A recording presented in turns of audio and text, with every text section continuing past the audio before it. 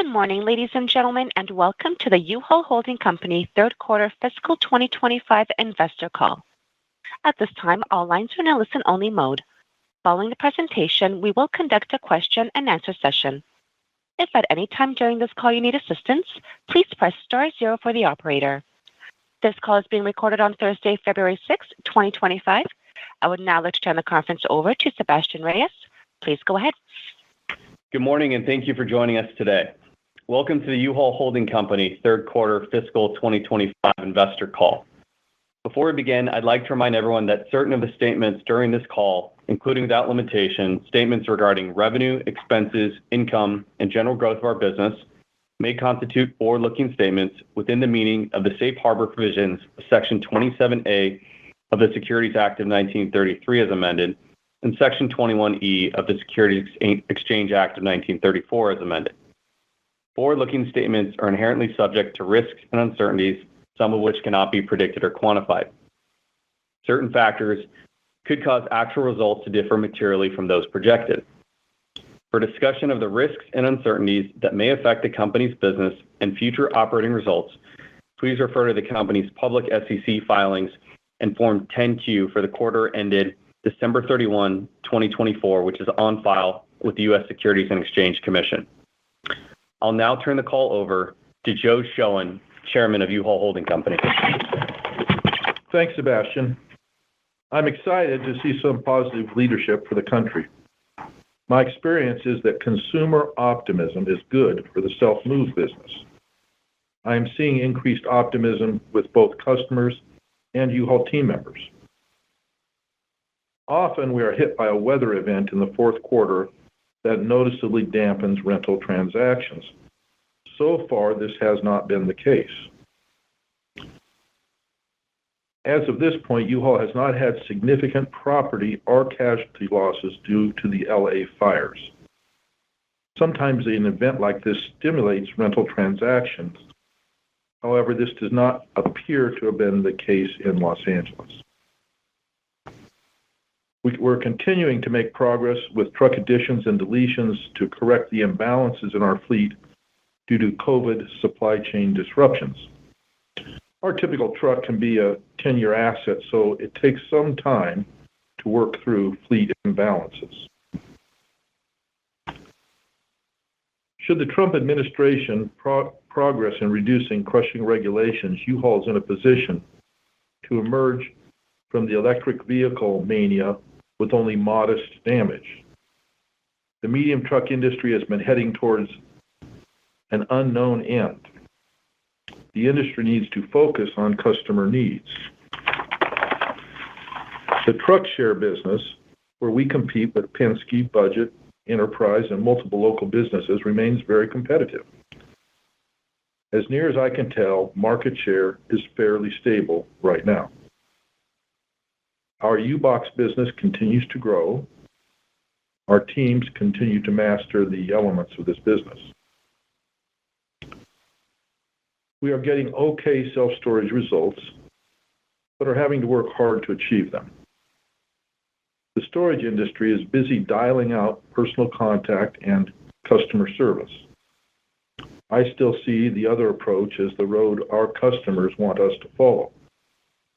I think our results validate our approach.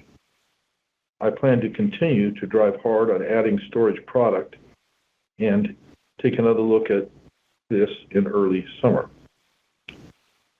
Like yourselves, UHAL is watching the tariff proposals.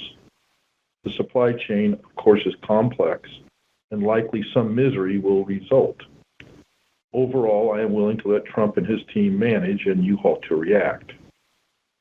I'm the most optimistic I have been in some time. As always, however, the proof will be in the pudding. Jason, you want to give them some numbers? Thanks, Joe. So yesterday we reported third quarter earnings of $67 million compared to $99 million for the same quarter last year. That translates to 35 cents per non-voting share this quarter and 51 cents per non-voting share for the third quarter of last year. Earnings before interest, taxes, and depreciation, EBITDA, at our moving and storage segment, and we've adjusted that to account for the change in interest income presentation, increased by $47.8 million, due primarily to a stronger quarter of revenue growth. The disconnect between earnings per share and EBITDA is due primarily to three factors. First, fleet depreciation from the increased level of fleet acquisitions the last several years. Second, the reduced gains on the sales of retired pickups and cargo vans. And third, the declining interest income at the moving and storage segment as we've reduced our short-term cash balances as we've reinvested the funds. Of the 16-cent per share decline in earnings, 13 cents is from the decrease in gains on the sale of equipment, 12 cents from depreciation, and 5 cents can be attributed to the interest income variance. Looking at equipment rental revenue results, we had a $39 million increase, which is a little over 4.5% for the quarter. This is also better than the 1.5% and 1.7% improvements that we posted in the first and second quarters of this year. In addition to the continued strength in average revenue per transaction and growth in in-town transactions, we saw additional last-mile revenue come through during the end of the quarter. In-town revenues on the trailer and towing device fleet also increased during the quarter. And in January, we saw revenue continue to trend positively compared to the same time last year. Capital expenditures for new rental equipment for the first 9 months were $1,587 million. That's a $237 million increase compared to the same 9-month period last year. Proceeds from the sales of retired equipment, meanwhile, decreased by $73 million to a total of $521 million. That's a combination of us selling fewer pickups and cargo vans, along with lower average sales proceeds on the units that we did sell. A portion of that is what's leading to some increases in our depreciation. Switching to self-storage, revenues were up $17 million. That's an 8% increase for the quarter. Average revenue per occupied foot continued to improve across the overall portfolio, up approximately 90 basis points. And if you look just at the same store portion of the portfolio, we were up just over 3%. Our occupied unit count at the end of December was up nearly 42,000 units compared to the same time last year.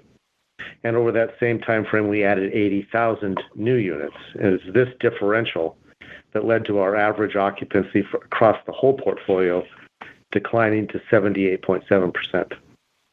Splitting out the same store portion of the portfolio, we saw average occupancy decrease by 50 basis points to 92.4%.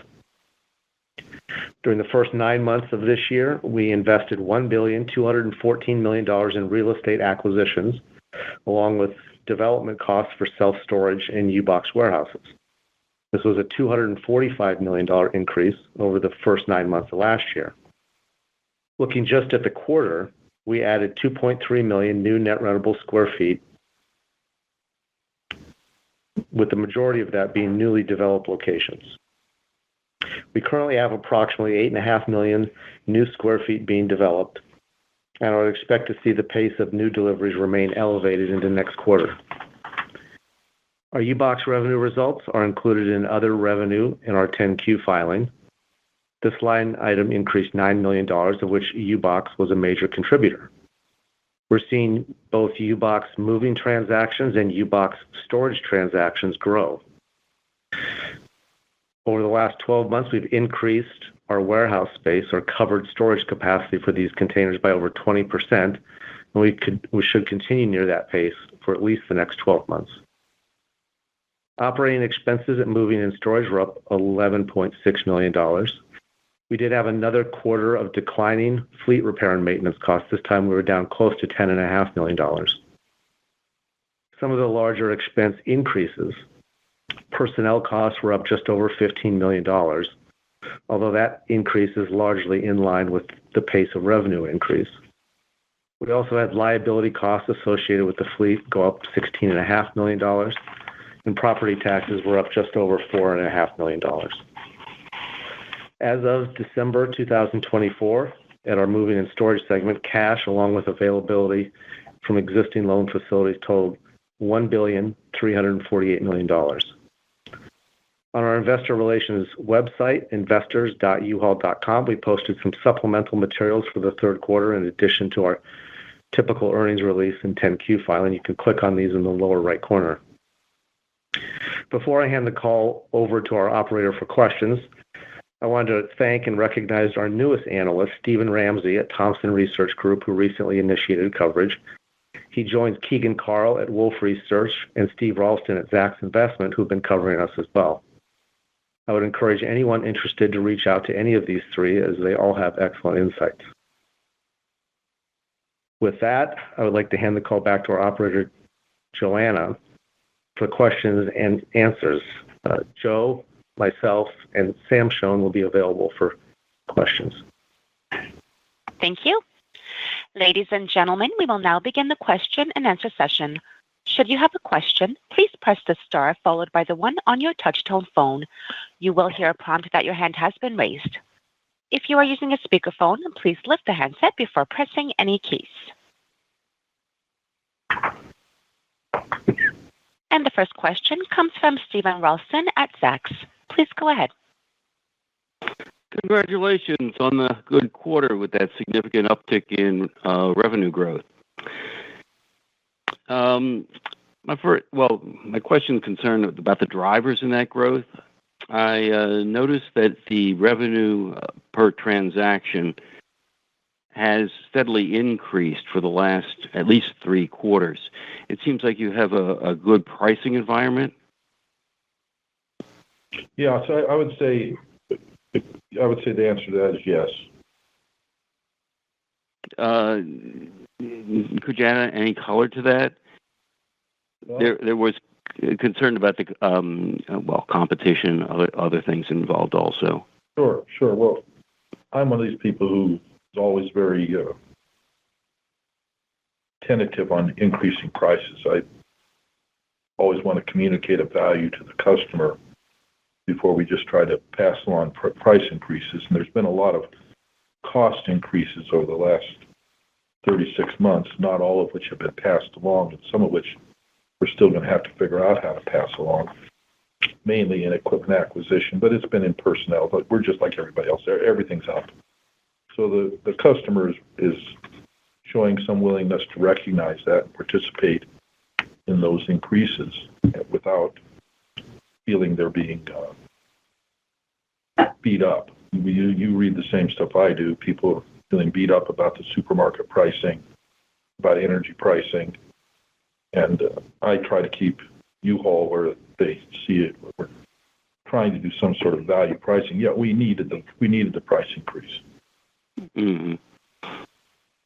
Despite what you said, I did notice that it seems like you have instituted some cost controls because sales were up 4 to 7%, depending on where you're looking, but your operating expenses were only up 1.6%. And I've been basically harping on this for the last few quarters, but it seems like something happened that you gained control of your costs.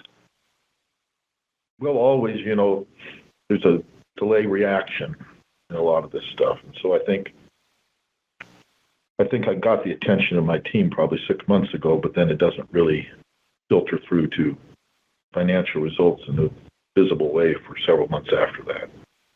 Mm-hmm. One thing I noticed, and I'm surprised you didn't mention it, that you set a record for the company. Your pipeline for the trailing 12-month new net rentable square foot has reached a record. You posted 7.4 million square feet. Prior to this, it was in the 3-4, like 6.1. Quite an accomplishment. And with your mention of acquiring more assets and the pipeline, at least statistically, is stable there at 16.8 million square feet. Do you expect to be in the 7 or 8 million net square feet trailing 12 months going forward for a while? I think that's faster than we can hold at. Some of this is opportunism, of course, if there's something comes, but there's not a lot of whatever you want to call them, sweet deals in the storage business right now. So I think that's faster than we can maintain. I see. This is Jason. A little bit of color. Our acquisitions of existing storage properties over the last 12 months is about 1 million square feet heavier than it was the year before. So that's part of that increase. And then the variance over last year at this time also is we were in the process last year of switching over to more ground-up development, and now we're starting to see a bunch of those launch, whereas last year they were just getting started. Thank you. And one last question concerning U-Box. I don't know if it's the first time I saw it, but you emphasize that the revenues are driven not only by the rentals, but of the storage. Is there something happening in U-Box where people are storing more on your lots as opposed to just rentals and moving? This is Sam Schoen. I'll comment on that.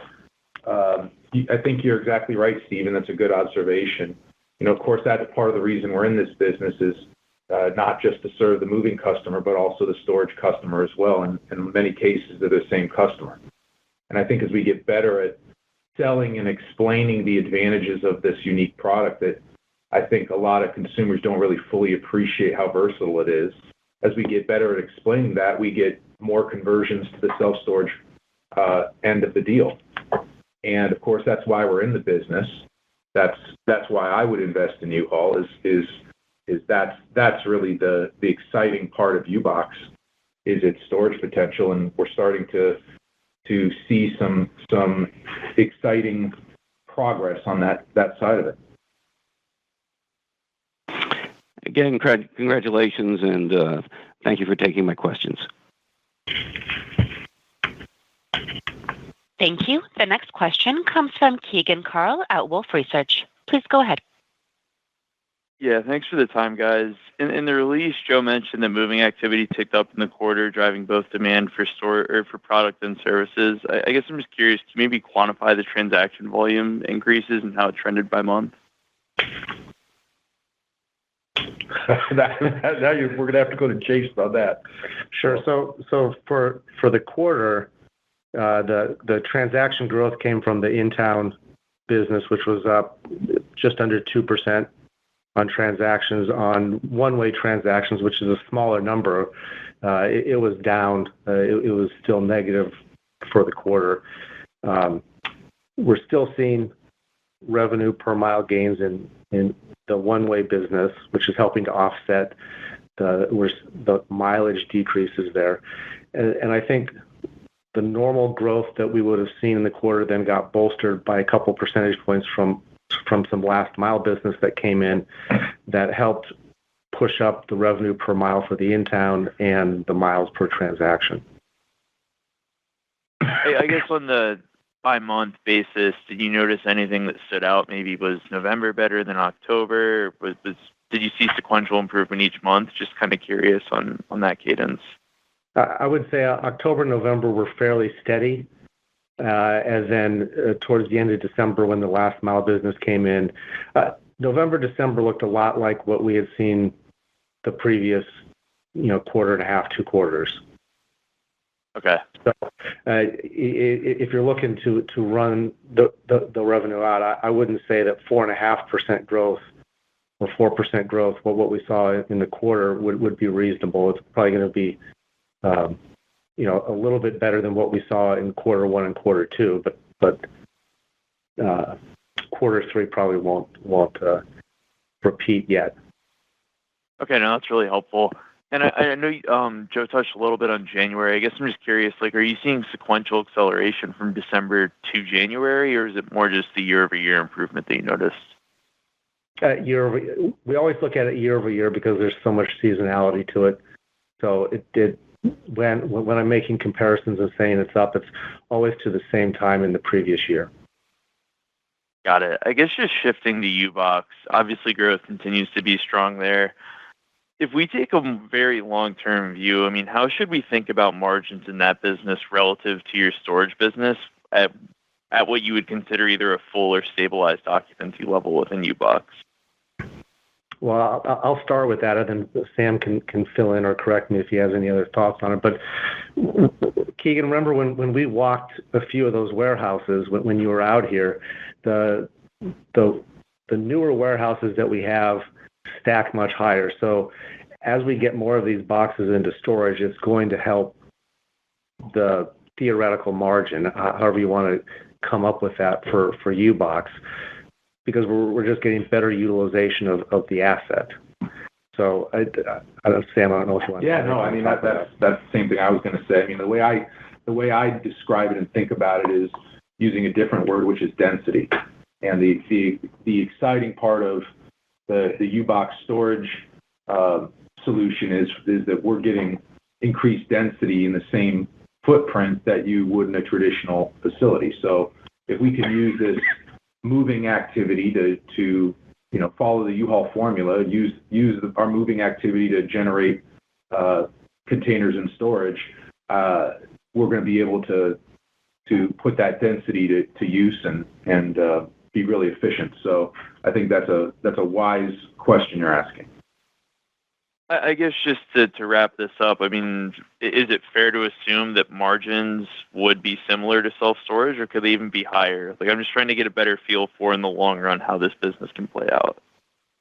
Well, of course, I'm shooting for higher, but we have a lot of work to do. So I think you having that expectation and issuing that challenge, I'm willing to accept. Okay, no, that's really helpful. I guess just maybe if we take a bigger picture view, you obviously have a lot of land in your development pipeline, and you mark them at cost.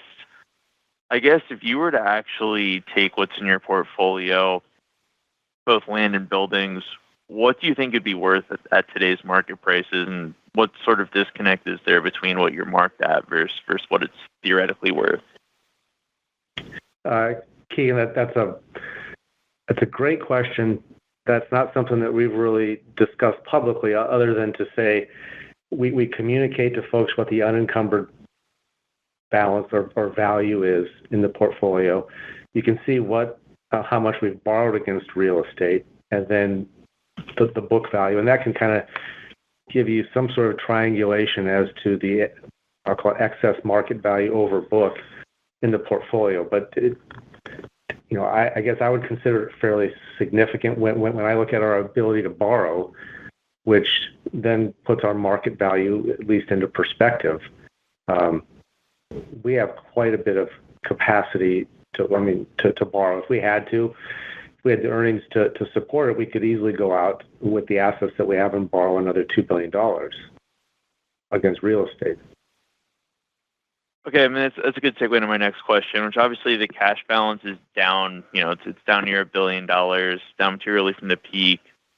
I guess just how should we think about your funding of growth going forward? You mentioned that you could take another $2 billion on. I mean, should we expect you to take on more leverage in the near to medium term to fund growth? I'll start with this one. There's two tracks here. One, we are going to be going out and we're going to do some normal borrowing that we would do each year. We still have our guidepost of trying to remain under 5x net debt to EBITDA, which gives us quite a bit of runway. And then the exciting part is a lot of the assets that we've invested in are starting to launch. You see that in the net rentable square foot number, and that's just going to give us more flexibility in financing future acquisitions. I would say the pace that we've been on the last 12 months, the $1.5 billion, if you look out the next year or two, will probably slow a bit.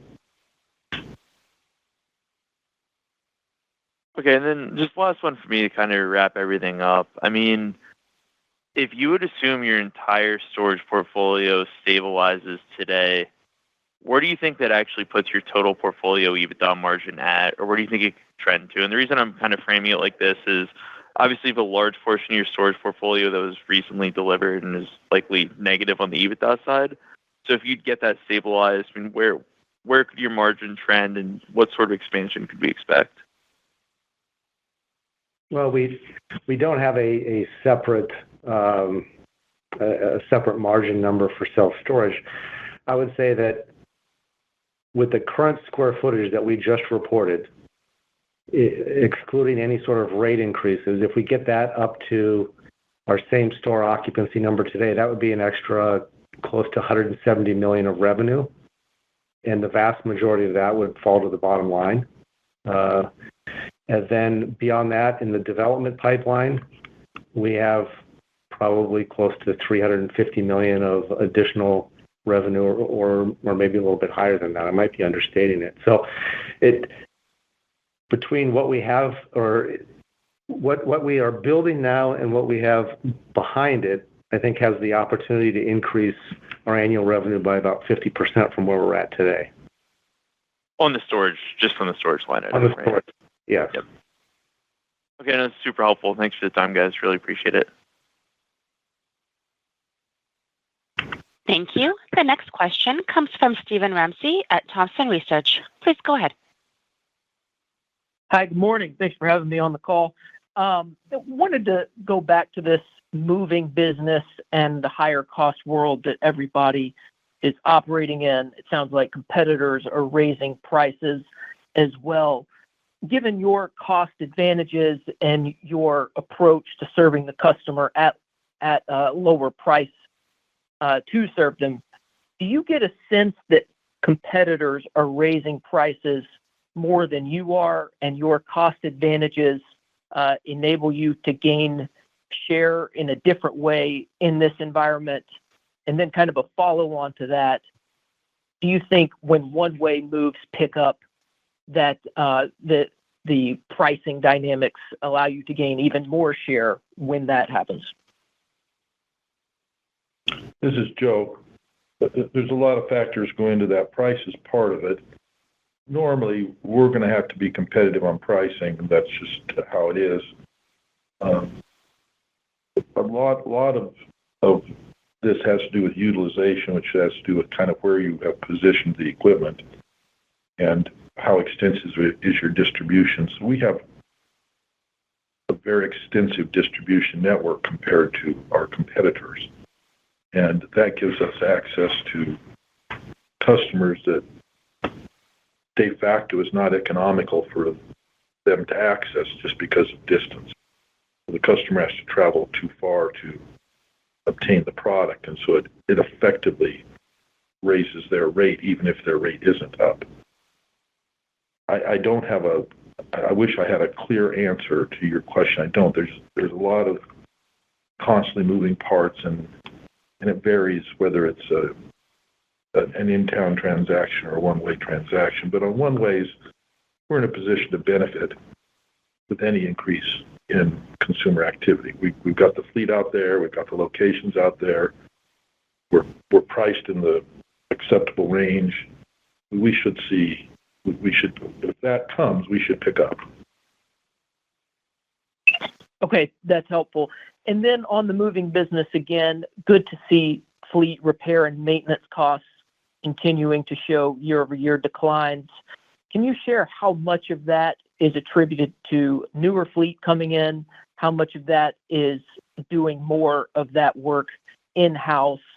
And do you see a continued runway where you could show year-over-year declines in these costs going forward? I think we can see some more cost decreases, yes. I don't have a good answer on how much of it is due to doing more work in-house versus taking it to third parties. But, third parties just, as you might expect, just cost more. That's all. Steve, this is Jason. I'll give kind of some ballpark estimates. Part of what we've done is we've decreased the size of our pickup fleet, and to a lesser extent the cargo van fleet, and increased the size of the box truck fleet. So the repair of the box trucks would be more along the lines of your comment about repair costs going down due to rotation of newer equipment in. The reduction of the pickup and the cargo van fleet would have more to do with outside vendor repair. And I would say that it's probably roughly a third, at least for the truck repair, maybe a third due to less outside work and two-thirds from rotation of the fleet. Okay, that's helpful color. Wanted to ask a question on U-Box. Maybe you can clarify again the pipeline of the build-out on warehouses that you have coming in the next 12 months and maybe where you see it going over the long term. I know in prior years this was a constraint to growth. Would you say warehouses are a constraint at this point to U-Box growth? This is Sam Schoen speaking. No, we've got a very robust pipeline for U-Box warehouse growth. We've had some good progress in the last year. Certainly, it's no longer on my list of excuses. It's putting tremendous pressure on the competition and again, freeing us up to run. U-Box is a part of our product line that wants to run, and so we're on it. Okay, that's helpful. And then last one for me, storage occupancy. It looks like in the last few years, Q3 shows a sequential dip from the second quarter on both the same store and non-same store basis, but noticed that in this report, the sequential dip was less than the prior years. I'm curious if there's anything to read into that, if it's the environment improving or core outperformance, just if there's anything to read into kind of the sequential trends and if maybe there's stabilization kind of in the market broadly that you're benefiting from. Well, this is Joe. I don't think there's a broad stabilization in the industry, but you probably see my competitors' numbers as well or better than I do. But there's been a lot of erosion of both price and occupancy in the industry, and we're swimming against that tide successfully so far.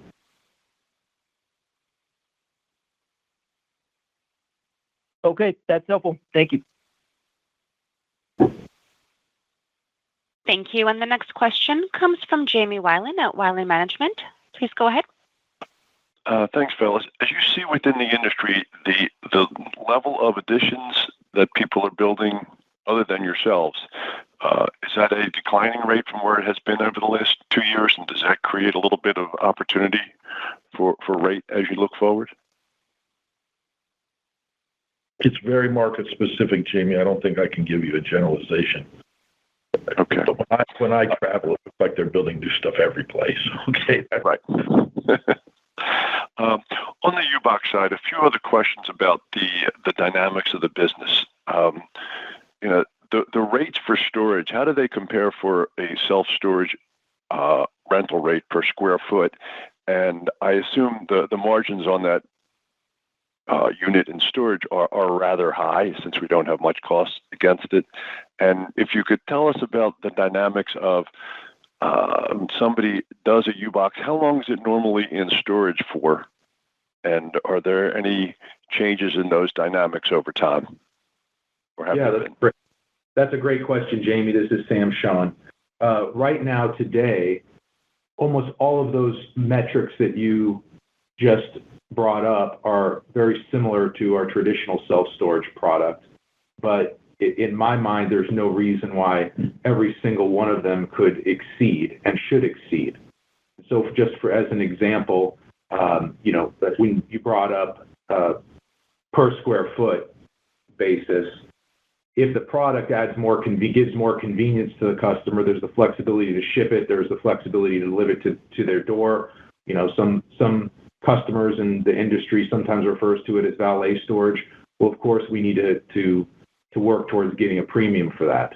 And, right now, we've gone from kind of famine to feast on warehouse capacity. And, I'd say my first priority is let's get some occupancy. And as I think we've demonstrated in U-Haul, historically, once we've got some storage occupancy, I think we've done a decent job in maximizing the rate. And so that's the game plan. That's the trajectory we're on. And I'm embracing all of those those issues that you brought up. It's a good question. As we are gaining market share, is it a function of we've got much more indoor storage for this for the U-Box? I can't imagine how someone would want to store it outside for an extended period of time, but is that a competitive advantage? That's the one thing that's allowing us to, or the major thing that's allowing us to gain market share, and that's why we're focusing on that in the future as well. Well, Jamie, I was hoping you'd ask me that kind of softball question. I was itching for somebody to ask me that question. The short answer to it is no. The competition has indoor storage as well. But, despite that, we've got them in a real headlock. Our advantages, I would argue, are the fact that we're lower cost. We can deliver multiple containers at one time. We have the most locations available in every state and every province. We have self-delivery options. These are all things that the competition cannot and won't match. And so, of course, that's why we're on the way up and they're on the way down. And so, of course, it's inevitable that we're going to dominate this industry and in the same manner we do the truck rental industry. Oh, this is again. Sorry. I'm happy it's inevitable. I just hope it happens while I'm still alive. One last thing on self-storage. As we are acquiring existing units, I assume everything we are acquiring are a stabilized base and they are immediately accretive as opposed to the new units that we build? Jamie, this is Jason. That's an interesting question, and it brings up some interesting commentary on some of our competition in that industry. So, several of the properties that we've purchased have been what you call C of O deals, so they're essentially 0% occupancy when we buy them. There are some that are close to stabilization as you have. I think our average for everything that we took on the last 9 months has been somewhere around 70% occupancy day one. But what's happening is some of these are managed by national REIT competitors, and the way that they manage rates and how they handle the customers, you end up dropping a significant amount of occupancy the first month that you're in there, and you start working with the customers and figuring out the rates. So we're not going out and financing these immediately. There's a little bit of cleanup that we have to do to the rent rolls. So it probably adds an extra 3 to 6 months on, I call it the seasoning process, but before I can set my ATs loose and have them do the financing on these. Why do you lose occupancy as soon as you acquire these things? Because a lot of the occupancy figures, when someone's getting ready to sell, sometimes the manager will increase occupancy at the cost of lowering the rates significantly in order to get people in. And then when we get in and straighten out the rates to where we think they should be, you end up losing quite a few people. Gotcha. And last question, Joe, you mentioned the electrical vehicle impact on your business that's not going to be there possibly in the future. Could you go a little bit more in depth as to what you're talking about and how that impacted our business?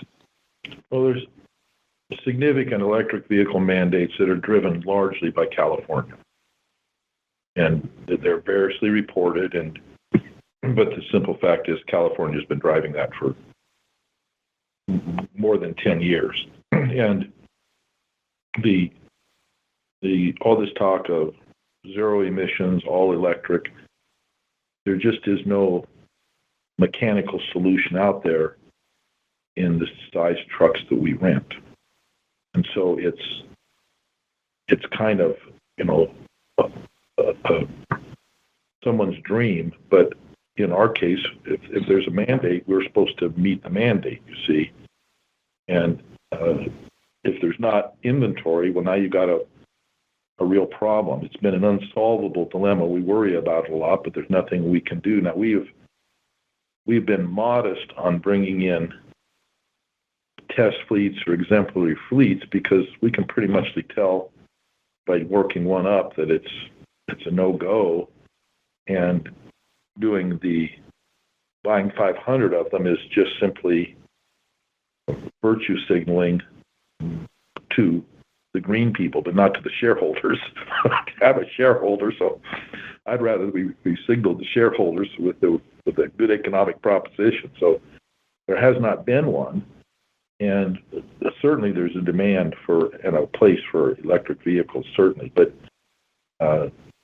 we're a long ways from having that be a solution for anybody who's in the daily rental business like we are. There isn't a solution, and we've been just heading towards constantly, when does the squeeze start?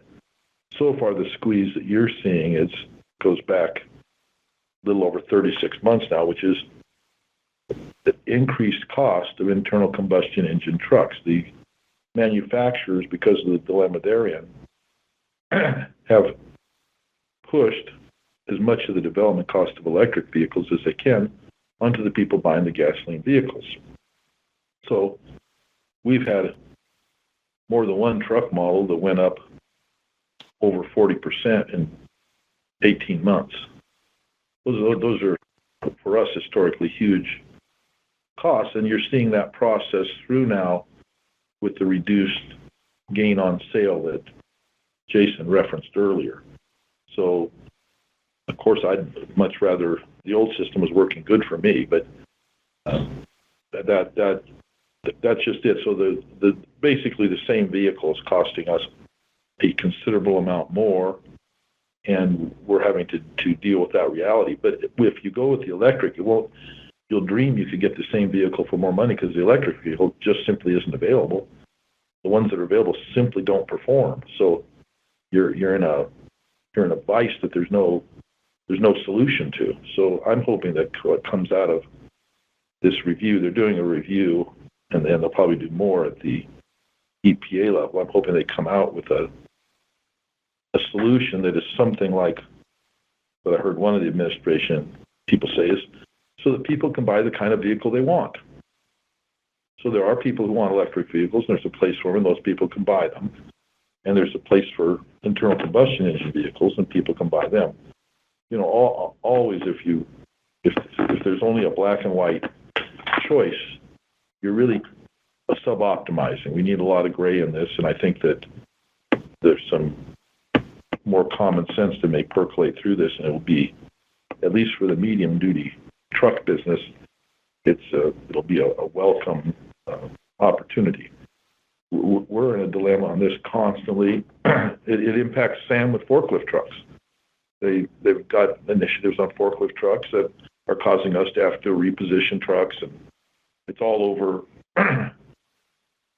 electric versus propane. Propane is now, I guess, Sam, I don't want to put words in your mouth. Propane bad, electric good. Well, that's the idea. And of course, in reality, it's the exact opposite. And, you know, certainly in my lifetime, there would be a day when there's an electric forklift that's superior to a propane forklift. And when that day happens, that's what we'll buy. Just like when our customers want electric trucks, we'll buy electric trucks. But right now, they're not the best truck, and our customers don't want them, and they're not part of our plan. Appreciate the insights. Also, thanks for the additional color in the presentations with the quarterly numbers. You're welcome. Thanks, Jamie. Thank you. That concludes today's Q&A. I will turn the call back over to management for closing comments. Well, thanks everyone for the support. We look forward to speaking with you after our year-end filing in May. Thank you. Ladies and gentlemen, this concludes your conference call for today. We thank you for participating, and we ask that you please disconnect your line.